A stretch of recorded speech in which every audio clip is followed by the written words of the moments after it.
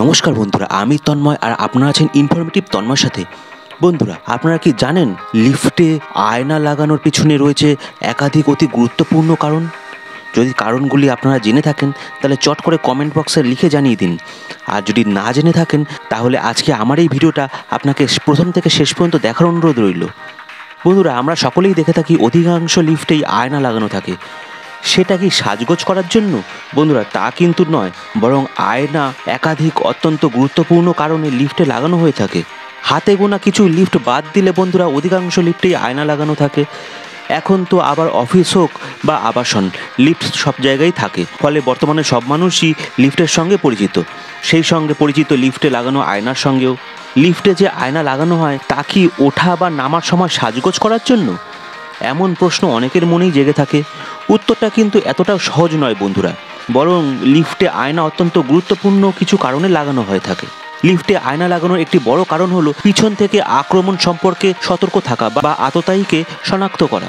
লিফটে অনেক সময় অপরাধমূলক কাজ হওয়ার সম্ভাবনা বেশি থাকে, কারণ সেখানে মানুষের সংখ্যা কম হয়ে থাকে। পিছন থেকে কেউ যদি আপনাকে আক্রমণ করে তাহলে লিফটে লাগানো আয়না দিয়ে তা দেখে নেওয়া সম্ভব। আক্রমণ হতে পারে এমন সম্ভাবনা আয়নায় দেখে আগে থেকে সতর্ক হওয়ার সুযোগ থাকে এক্ষেত্রে। আবার অনেক মানুষ ছোট বদ্ধ স্থানে শ্বাসকষ্ট অনুভব করে থাকেন। এক্ষেত্রে তাদের হৃদস্পন্দনও বেড়ে যায়, একটা মানসিক সমস্যায় তারা ভুগতে থাকেন।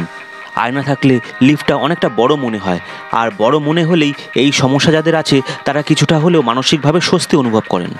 আবার লিফটে আয়না লাগানো থাকলে লিফটে অনেক জায়গা আছে বলে মনে হলে যে কোনো মানুষেরই মন ভালো হয়।